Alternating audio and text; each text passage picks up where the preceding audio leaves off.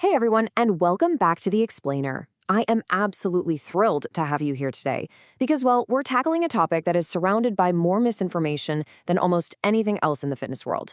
We're looking at the ultimate expectation versus reality, abdominal training.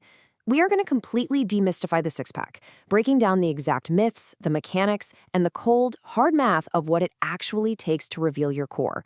Get ready to unlearn some incredibly persistent fitness fables and replace them with solid source-backed science. Okay, let's just dive right into this. Be honest. Have you ever fallen for this one? Have you ever thought that doing endless variations of sit-ups or crunches is the secret key to magically burning away belly fat? Honestly, it's one of the most common fitness traps out there, entirely driven by viral trends and shiny magazine covers. Well, here is your punchy reality check. The answer is a resounding no. Spot reduction, the idea that you can just choose where your body burns fat by exercising that one specific area, is literally a total myth. As Dr. Adam Collins points out in our source material, you can absolutely strengthen and grow the muscle in a specific area, for sure. But you cannot choose where your body burns the fat. To lose fat, your body must enter a state called net lipolysis. This basically just means your fat cells are breaking down more fat than they're storing, and that requires a whole body calorie deficit, not just local muscle burn. So, here's our roadmap for today's explainer. First, we'll dismantle the six-pack illusion. Second, we'll meet the actual anatomy of your core.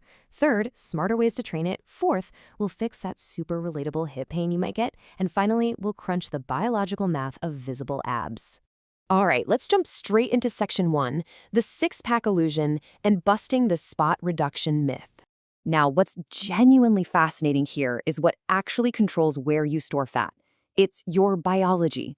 First off, genetics account for roughly 60% of the variation in fat distribution between individuals. That is huge. Second, gender plays a massive role. Men naturally store fat centrally, like around the abdomen, while women tend to store it in the hips and thighs because of estrogen. Third, your hormones. High stress releases cortisol, which, especially when paired with insulin, literally tells your body to store fat right around your midsection. And finally, age brings shifts in energy and hormones that naturally increase fat levels. You simply can't crunch your way out of your own biological blueprint.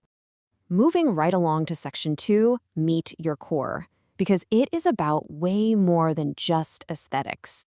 Actually, scratch the idea of just abs.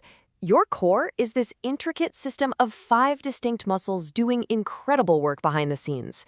You've got the rectus abdominis right in front, the external and internal obliques bracing your sides, the deep transversus abdominis locking it all in like a corset, and the tiny pyramidalis down at the base. These muscles maintain uniform pressure inside your abdomen to keep your stomach and organs right where they belong. They coordinate to move your trunk, support your spine, and yeah, they even help you breathe. But let's define the one everybody actually talks about, the rectus abdominis. These are those paired vertical muscles on the front with 3 horizontal tendons running across them, creating those coveted bumps and ridges. But here's the absolute kicker from WebMD. Everybody already has a six-pack. Seriously, those bumps are visible because of low belly fat, not just because your rectus abdominis is incredibly strong.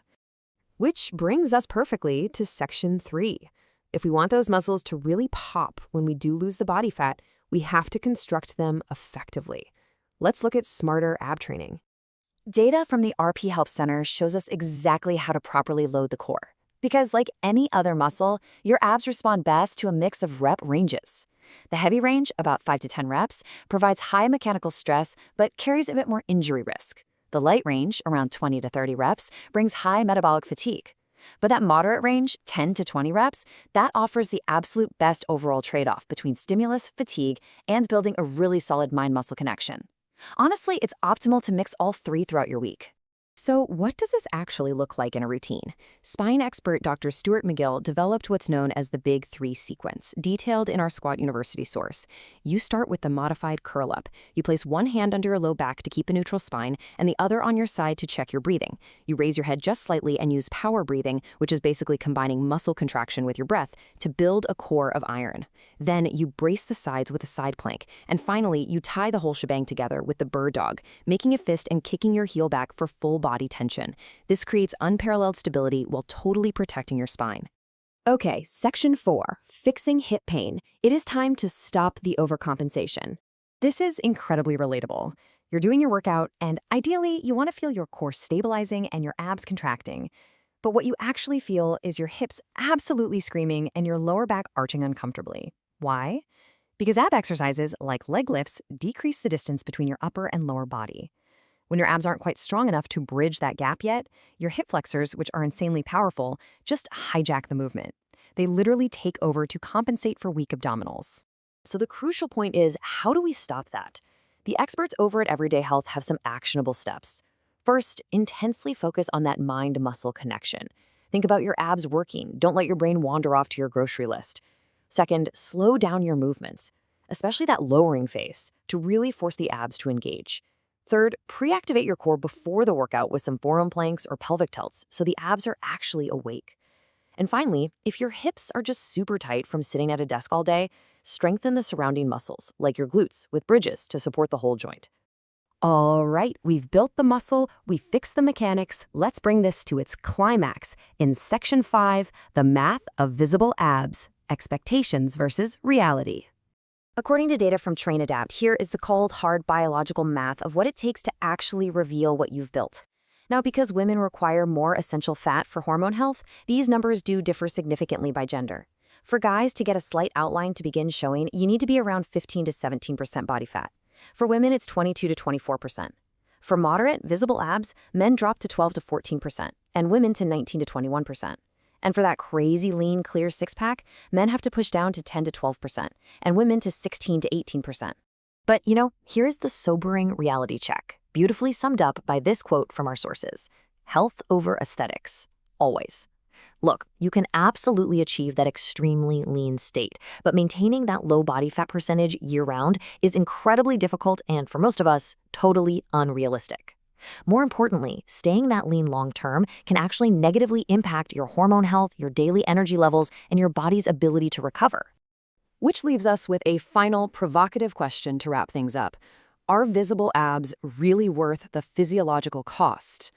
Ultimately, the absolute best physique is one that you can sustain, that you feel good living in, and that allows you to perform well. Abs are great, sure, but they are just one tiny piece of a much larger picture of total body health.